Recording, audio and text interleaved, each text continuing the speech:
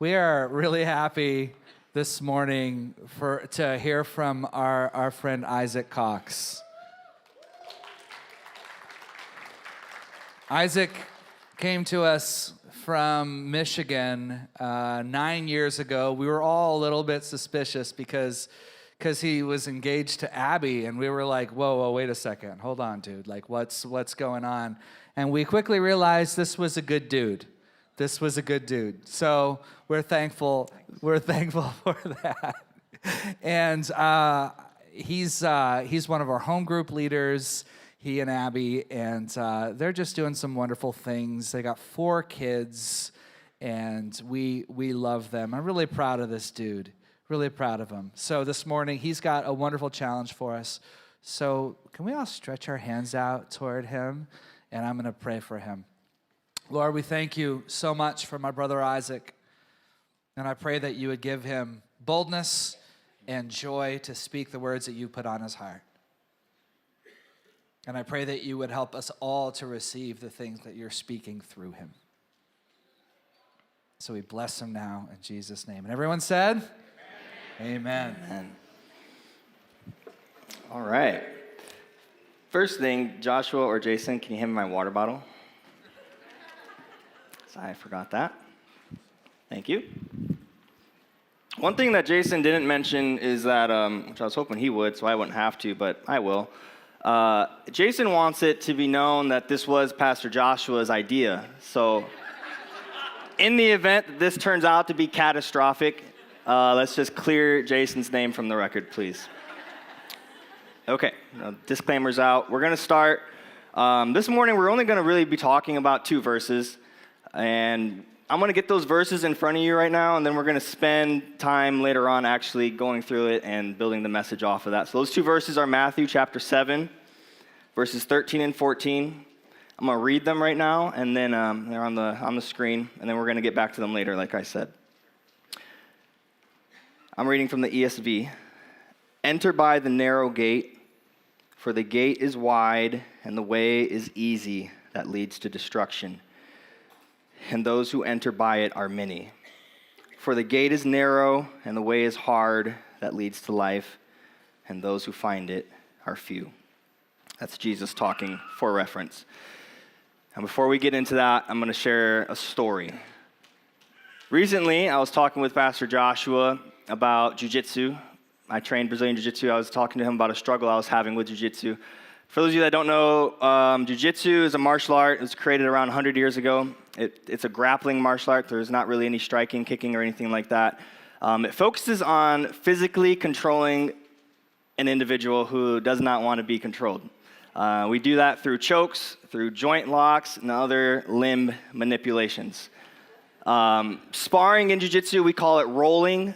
And unlike a lot of other martial arts where you might be pulling your punches or pulling your kicks or you're wearing pads, in jiu-jitsu, when we're rolling, I am trying as hard as I can to choke the other person, and they're trying as hard as they can to choke me or break my arm or something like that. The way we survive a roll is we tap. Once you tap, you reset, you try again. In jiu-jitsu, we say there's only 3 outcomes to a roll. You either tap, you're going to take a nap, or something's going to snap. And that's pretty true. Jiu-jitsu is also notorious for how long it takes to progress. Typically, by the time you get your black belt in any other martial art, you're only halfway there in jiu-jitsu. It takes about 10 to 12 years of consistent training on average. And that's kind of that thing that drew me to jiu-jitsu, because my background is I was an NCAA Division I athlete. And so usually when it comes to anything physical, like a sport or any kind of physical endeavor, I can get to the above average level pretty quickly. And I heard about jiu-jitsu and how the progression is actually totally out of the practitioner's hand. And that's kind of what drew me to it, and it's also the thing that I was struggling with. I kind of knew going into it that this was going to be something I would struggle with, but I wanted to struggle with it. It felt like it was good for me at the same time.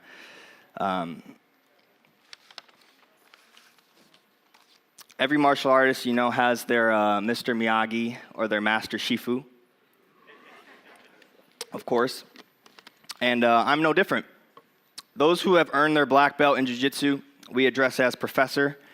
My professor is Professor Michael Yee, who earned his black belt from a UFC fighter, Strikeforce champion named Renato Sobral, for those of you who follow that sport, a.k.a. Babalu.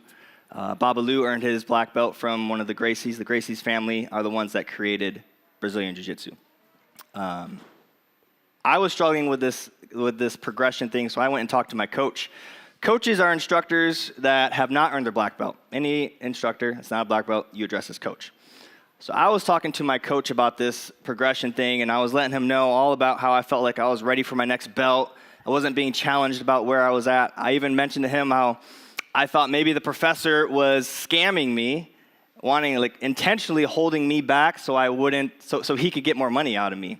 I was really just sharing everything with him, which is kind of taboo to do in pretty much any martial art, but I didn't really care at that point. I was really upset. And how he responded to me and what he said to me is essentially why I'm up here today. What he said to me was, Isaac, if you cannot find a way to enjoy the journey, then you're going to quit. It's really simple, but it was very true. I knew in that moment that he was telling me what I needed to hear, not what I wanted to hear. And he was telling me that I was on this trajectory to quitting, which is like something that I can't stand to even think about doing, especially when it comes to a physical endeavor. I run ultra marathon, I run marathons, I do these physically demanding things consistently. So to be told that I'm on this trajectory to quitting was both challenging and convicting to me. And in the words of the greatest basketball player to ever live, it became personal with me. It's Michael Jordan, of course. Of course, everybody. Thank you. And then Kobe, and then somebody else, and then maybe LeBron. Anyway,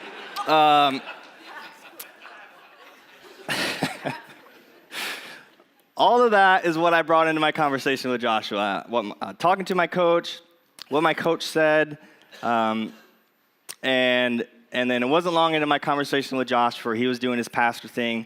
Even though I was just talking to him friend to friend, brother to brother, I wasn't really asking him to be my pastor in that moment, but what do you do? What do you expect when you hang out with pastors, right? And now here I am up here, so I guess I get what I deserve. And so also, though, what kind of martial artist would I be if I couldn't draw life and spiritual truths from the art that I practice? So it turns out, something that Josh and I came our way with is that, like jiu-jitsu, our walk with the Lord has many challenges in it. Sometimes those challenges come to us as a result of our own decisions. Sometimes these challenges come to us as a result of things that are done to us, which we had no choice in. Sometimes these challenges come to us as a result of God asking us to do a challenging thing, and we just don't want to do that thing. And we're going to spend a lot of time talking about that this morning. I know it's not always popular to talk about the challenges of believing and following Jesus. I know our souls are primed and ready to always hear the messages of love and grace and peace. And I get it. Those are the things that ultimately draw us into a loving relationship with Jesus. And those are the things that our souls are ultimately longing for. But Jesus was extremely clear about the cost of following him. He was very vocal that this is not an easy thing to do, and it's not supposed to be easy. And we're going to linger in that tension for a little bit this morning. For most of this morning, honestly. He said, in this life you will have trouble. And so often we just jump to, but take heart, I have overcome the world. We're not going to do that this morning. We're going to sit there for a while. We're going to ask ourselves, okay, Jesus said in this life I'm going to have trouble. What does that mean for me? And how does that apply today in my life? And like I said, yes, he said, take heart, I have overcome the world. And yes, he said that my yoke is easy and my burden is light. And we're going to get there this morning. We'll get there this morning. But I think we have to start here because Jesus did. Okay?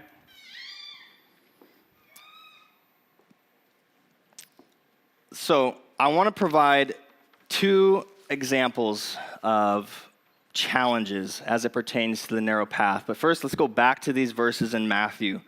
Let's read these verses again. Let's get them back in our minds, and then we're going to start digging into it. Again, Matthew 7, verses 13 and 14. It's the Sermon on the Mount. It's a very famous sermon delivered by Jesus over multiple days to multitude of people. There's a lot of good stuff in this sermon, and there's mostly hard stuff in this sermon. Let's read these verses again. Enter by the narrow gate, for the gate is wide and the way is easy that leads to destruction, and those who enter by it are many. For the gate is narrow and the way is hard that leads to life, and those who find it are few. Okay, so there's two gates. There's one gate that is wide, and there's one gate that is narrow. The path to one is easy, and the path to one is hard. One leads to destruction, and one leads to life. And I wish the Bible said that the gate to life, like that path is wide and easy, and that many find it. But what Jesus says is actually the opposite, and that the gate to life is narrow, and that path is hard, and that few actually even find it. So according to Jesus, according to this text, a strong and serious indicator of which path we are walking is the presence of difficulty in our lives, is the acceptance and embrace of the challenges that come with faith. Let's go deeper a little bit. Let's define what I mean when I use the word difficulty. And for the sake of this message and just clear communication, we're going to use the word challenges for the rest of this morning. So let's define what I mean when I say the word challenges. Let's start with what I don't mean after I take a drink. What I don't mean are pretty much the basic day-to-day adult tasks that we all must do. In the jiu-jitsu world, this would be equivalent to like making sure whatever I'm going to be training in, that those clothes are clean and washed. Making sure that my bag has my knee braces, my shoulder brace, my jiu-jitsu journal, my mouth guard. It's getting in my car and driving to the gym. It's these things that I have to do to train jiu-jitsu, but they don't actually make my jiu-jitsu better. The kind of challenges I am talking about as it pertains to jiu-jitsu are like when somebody has their arms wrapped around my neck and they're trying to put me to sleep, and it's extremely uncomfortable and pretty painful, but they don't have the angle quite right because there's actually like a science to choking somebody, believe it or not. And so I can still kind of sort of breathe, and so I know that if I can just weather this storm, their arms are going to get tired, they're going to let go, and that's when I can advance. It's the drilling of techniques and then attempting them on somebody actively resisting. It has these challenges that I'm talking about have this presence of what I'm calling practical and purposeful tension. So as it pertains to the wide and narrow path, the kind of challenges that I'm talking about, like I said, I want to give you two examples. And as I share these examples, I really want you to focus more on the spirit of them and the essence of them, the meat of these examples, and not necessarily the specifics. However, if you find that the specifics resonate with you, pay attention to that. The first example is we're going to stay in the Sermon on the Mount. We're going to go back one chapter. It's not going to be on the screen. I'm just going to summarize about the first half of Matthew chapter 6. Matthew chapter 6 begins with Jesus saying, beware of practicing your righteousness in front of others in order to be seen by them. For truly I say to you, you have received your reward in full.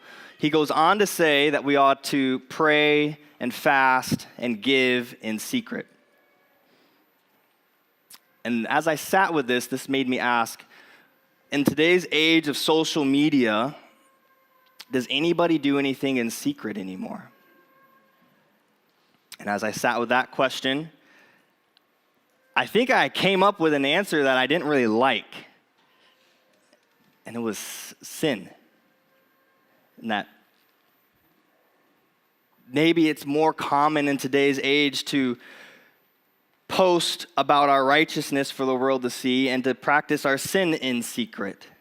Like we used to call people who only ever talked about themselves and only ever posted and shared about the great things they're doing, we used to call them narcissists. Now we call them influencers.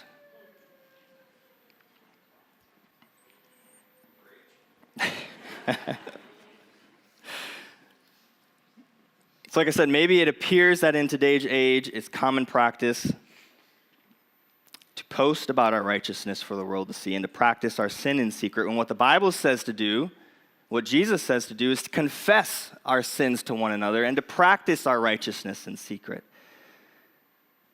Nobody's making or signing up for a Sinstagram anytime soon, right? It's a bad idea. It's a bad idea, I think. It's not the context of confession we're talking about here.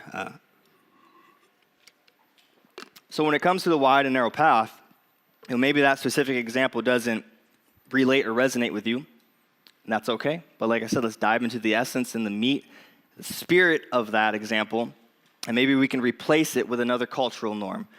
Laziness, drunkenness, or maybe being too busy to practice Sabbath. That might be a good one for a lot of people.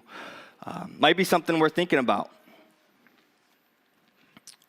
The second example I wanted to share is a testimony from my life. It's pretty vulnerable for me to share this. And I also want to say that none of the pastoral staff have asked me to share this specific example. This is something that as I was preparing this, God was like, oh, you want to talk about doing something challenging? Well, here you go. And I was like, okay, here I go. I spent nearly 2 decades of my life without knowing Jesus. It wasn't because I denied him or anything like that. It just wasn't really a part of my family culture. Everything around my family, especially in middle school and high school, all of our energy and attention went to cultivating any of athletic ability and potential that I had. It all went towards me accomplishing my dream of being an Olympic medalist, which is a whole other story for another time. But in those decades of life, I managed to do some damage to my soul. And the testimony I wanted to share is the journey of healing that I embarked on 5 years ago. Okay.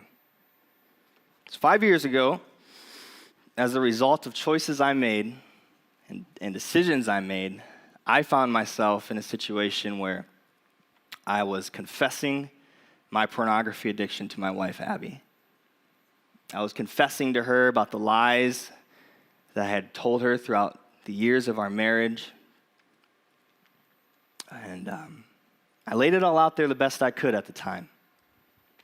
And I was hit pretty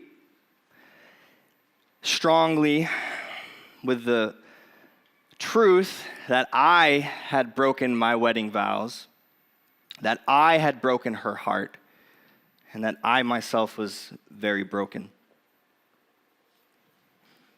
And it was like I could tangibly feel the years and years of shame that had permeated my soul.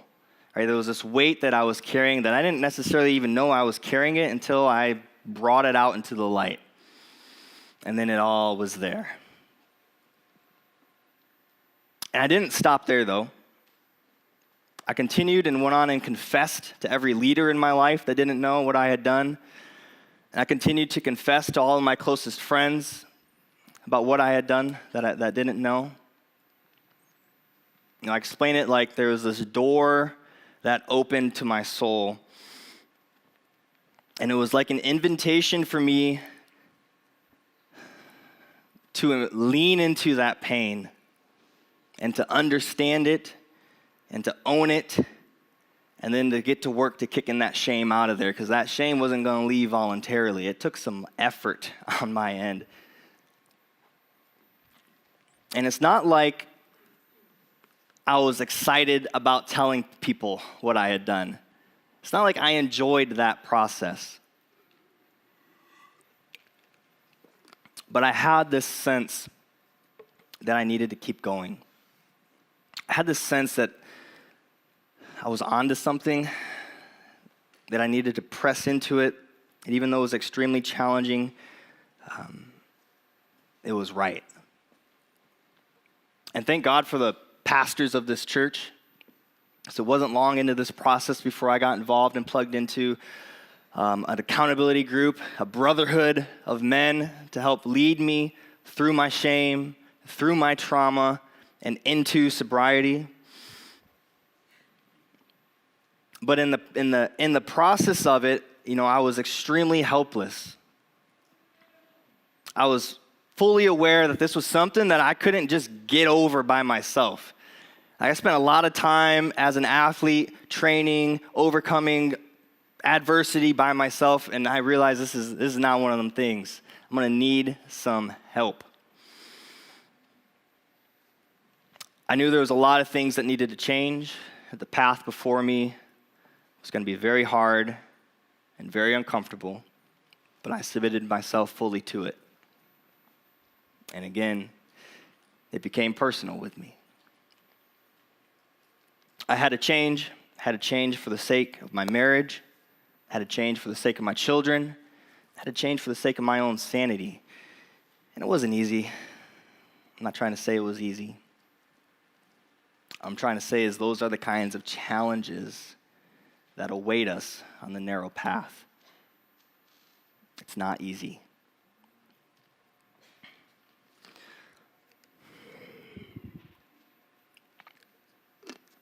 So why walk the hard road? What's the point of it all? Why not walk the wide and easy road and avoid conflict, avoid challenge, avoid confession, avoid self-discipline? Why does it matter? Especially when life is going to come at you and it's going to knock you down and try to tap you out. When the challenges of life are so big and so hard, why walk the narrow road and embrace it? Let's go back to jiu-jitsu. Last year, I competed in my first jiu-jitsu competition. As part of the competition prep, my coach began to give me instructions in the middle of a roll. Usually when we're rolling, it's just me and the other guy, the professor or the coach. You know, they're either rolling themselves or they're making sure nobody dies. But while I was preparing for the competition, my coach wanted to intentionally start coaching me in the middle of a roll. So I have this individual that's actively trying to break my arm or choke me or put me in some other submission, and I'm trying to do that too. And I'm also, now I need to start trying to listen to instruction in the midst of that. It seemed pretty impossible in the beginning. As time went on, I had to start tuning my ears to his voice. In the midst of the battle and the struggle that I was going through, I had to detach a little bit from it, detach my attention from it, and start listening to this other voice. You guys see where I'm going with this? That was filling in the gaps of my knowledge and experience. And as time went on, he would give me these very specific instructions. Back step with your left foot. Grab his left wrist with your right hand. Block his hip with your left foot. Like very specific directions that I had to listen to and execute while I'm not getting choked. And as time went on, my movement and his instruction became pretty seamless. And I got a lot better. I got a lot better in that process. And so when we talk about enjoying the journey, we can't even begin to understand what that looks like and means without catching this idea first. Okay?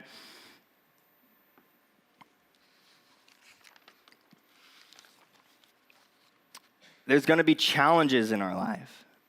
There's going to be days, there's going to be weeks, there's going to be months, maybe even years,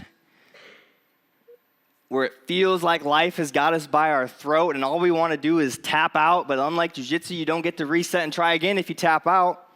I mean, we do have an opponent, we have an adversary, we have an enemy that's actively plotting and scheming against the people of God, against me, against you, against my marriage, against your marriages, against our identity.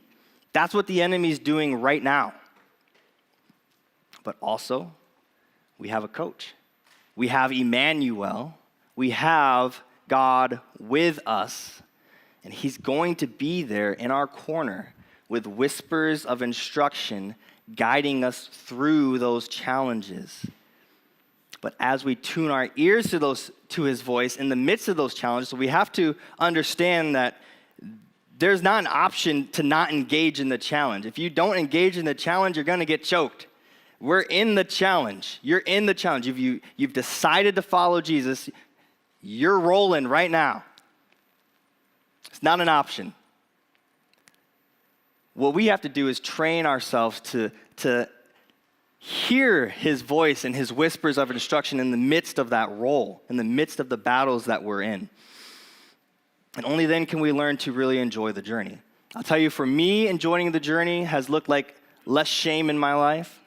It's looked like deeper relational intimacy, increased empathy, having a clear mind and clear thoughts, more self-discipline, drive, and determination, greater confidence and courage. All these things are great, but definitely the sweetest fruit of enjoying the journey has been the growth and reconciliation of my marriage. To be able to look Abby in the eye and tell her I love you without the sting of shame in my heart and the voice of the accuser in my head is well worth the challenges of sobriety. To be able to be her best friend again, to have her trust and to cherish her heart properly is well worth the challenges of confession. To be able to have fun with her, no strings attached, to raise a family with her, to cultivate that kind of setting with her is well worth the challenges that come with the narrow path. And that's just a glimpse of the power that is awarded to us when we embrace these challenges that come with being a believer. There is so much hope in that that's waiting for us. But also, maybe the craziest thing about enjoying the journey, that doesn't make the most sense at least, is that it can actually be fun. That these challenges that we choose to enter into and sometimes don't choose to enter into can actually bring us some joy. I've talked a lot about jiu-jitsu. I've talked a lot about how it's hard to get choked out and it's uncomfortable and it's painful and I've broken a toe, I got a knee injury, I got a shoulder injury, all this is tough. I've talked a lot about that side of jiu-jitsu, but I haven't talked to you about how much stinking fun I think it is. I haven't talked to you about how every time I tap, I learn. Every time I lose, I win. Like you either win or you learn, is what they say in jiu-jitsu. I haven't told you about how much fun I have teaching it to my kids and to other people. I haven't told you how much fun I just think the art itself is and the confidence that it gives me, because sometimes when I'm rolling with people, I do win and I do prevail. And that gives me so much confidence. Jiu-jitsu, they say, is the gift of confidence. And I believe that. And you know what? Just like how jiu-jitsu isn't all pain and suffering, the healing process isn't either.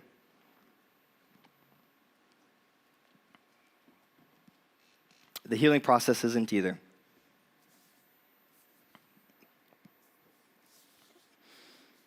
You know, Jesus says also that whoever wants to be my disciple must deny themselves and take up their cross daily. Whoever wants to be my disciple, Jesus says, must deny themselves and take up their cross daily. He doesn't say weekly or monthly. He doesn't say just when you give your life to me for the first time. He says it's an every single day thing that we have to do.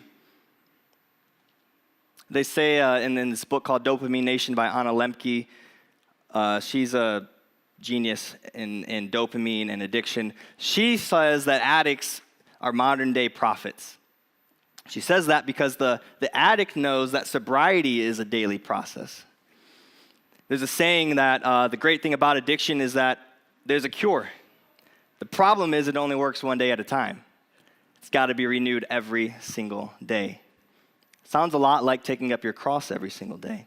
That might sound discouraging, but what that actually means is that every single day I get to practice being a disciple of Jesus through enduring the challenges that come with taking up my own cross. It means every single day I get to shift my perspective from a woe is me mindset and blaming anyone and everyone else around me. I get to shift my perspective from excuses and laziness. I get to shift my perspective from those things to taking extreme ownership of my life and the challenges that come my way. I had to shift my perspective to reminding myself that according to Jesus, these challenges that come with sobriety or with a healthy marriage or with healthy relationships with other people, with healthy relationship with God, the challenges that come with those things are evidence of walking the narrow path. It's one of the great mysteries of faith, isn't it? In Matthew 16:25, Jesus says, anyone who wants to save their life will lose it, but whoever loses their life for me will find it. And I love how the Message explains this verse. I think this is on the screen. If it's not, here it is. In the Message, it reads like this. Then Jesus went to work on his disciples. Okay? Anyone who intends to come with me has to let me lead. You are not in the driver's seat. I am. Don't run from suffering. Embrace it. Follow me, and I will show you how. Self-help is no help at all. Self-sacrifice is the way, my way, to finding yourself, your true self. What kind of deal is it to give everything you want but lose yourself? What could you ever trade your soul for?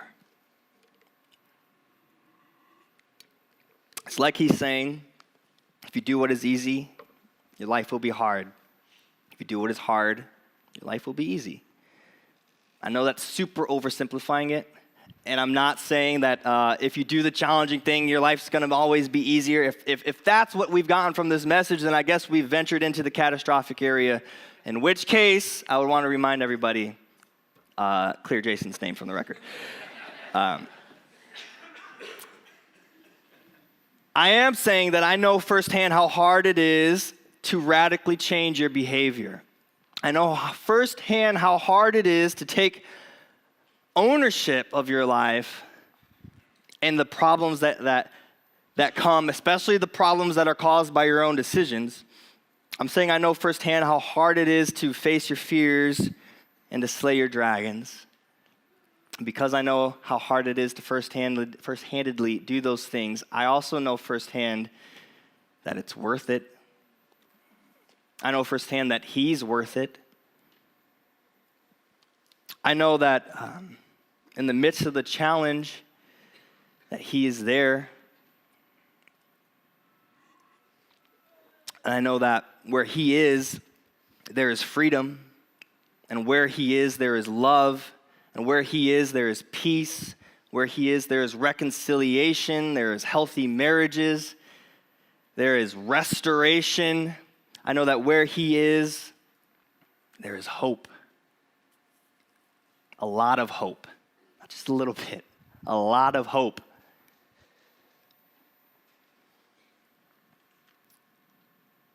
And where he is, a lot of times, is in the middle of the storm, asking us to step out of the boat. Step out of the boat. So, when it comes to the wide and narrow path and enjoying the journey, it's not easy. It's not supposed to be easy. But he is with you. He is with us. He's going to give us instructions. I can't give you a recipe of how to make your life better and more enjoyable. I can just tell you my testimony and what that has done for me in my life and my marriage and my relationships. And I can tell you that I had to step into the storm. I had to step out of the boat and into the storm and find him. And he was there. And he was there.